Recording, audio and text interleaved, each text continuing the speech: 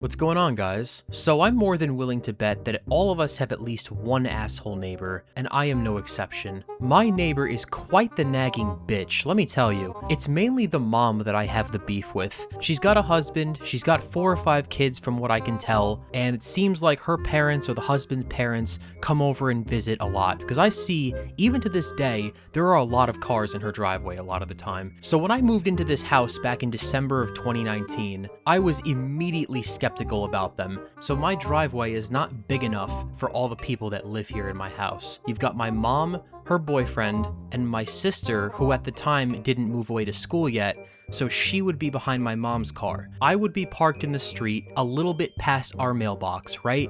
Their house is about 2 houses down from ours on the opposite side of the street, so they're like adjacent to us. I'm unpacking all my boxes, I'm looking out my windows, taking in the scenery, and I look down and I see her kids with their scooters and their helmets on walk up next to my car. I couldn't tell if they had anything in their hands, but I'm 19 at the time. Most of these kids aren't even out of the toddler phase yet. 1 or 2 of these kids were barely double digits. So I brush it off, it's probably not a big deal, just ignore it. I was feeling homesick because I loved my childhood home, wasn't necessarily happy about the move at the time, so I figured I was just in a bad mood. A few hours later, I'm sitting at the dinner table, and all of a sudden my mom's like, "Nick, somebody egged your car." And I'm like, what the fuck? So I sprint to my car.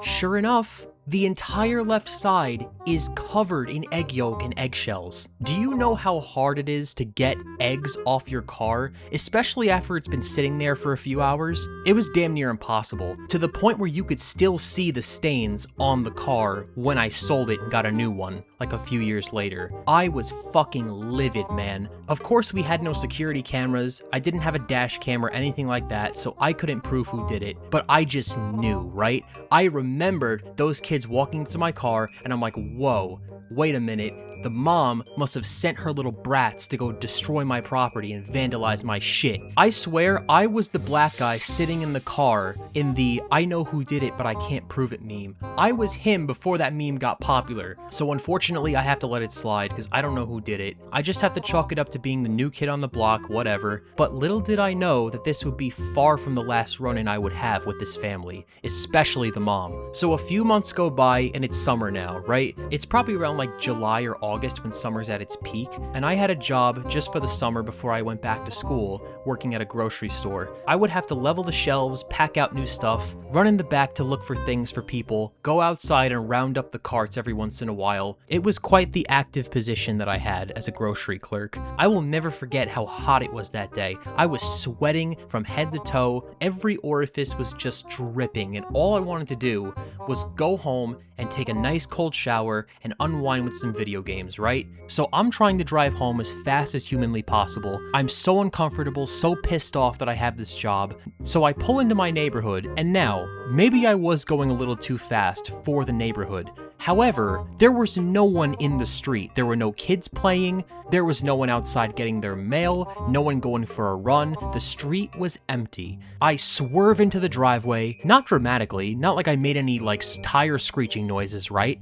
But you would think I did with how this neighbor responded to me. I'm walking up to my front door, I'm about to unlock it, and all of a sudden I hear, "Slow down when you're driving on the street, please." I whip my head around and I see the mom next to what I assume was the grandma, and like 3 or 4 of her kids playing on the lawn. They weren't in the street, mind you. Again, I know because I was paying attention, I wasn't on my phone. Yeah, maybe I was going a little too fast, but it wasn't that big of a deal. I wasn't going like 40 miles per hour, maybe like 5 or 10 over the speed limit. That struck a nerve, so I was like, who the fuck do you think you're talking to? And I just kept shaking my head. I'm unlocking my door, they're yelling at me, I don't really care, I'm tuning it out, and I slam the door. I go upstairs, about to turn on my shower, then all of a sudden, the doorbell rings. I run back down there, and I open it to see this wrinkled-faced, gray-haired cunt standing on my doorstep, talking about, Okay, 2 things.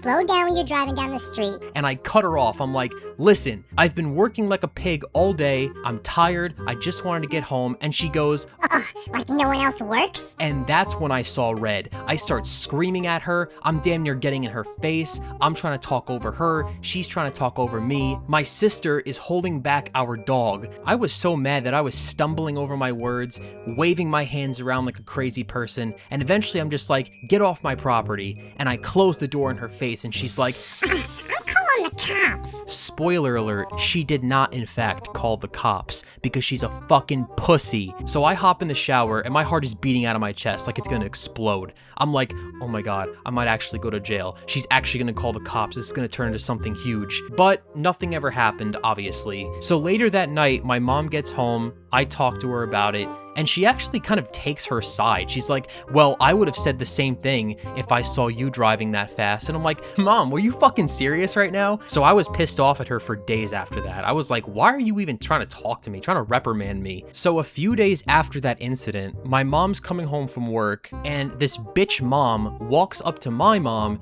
and she's like, I'm gonna need to touch base with you at some point. and my mom kind of just ignored her and is like, okay, yeah, whatever. And she goes inside, never ended up touching base with anybody because there was nothing to touch base with her about.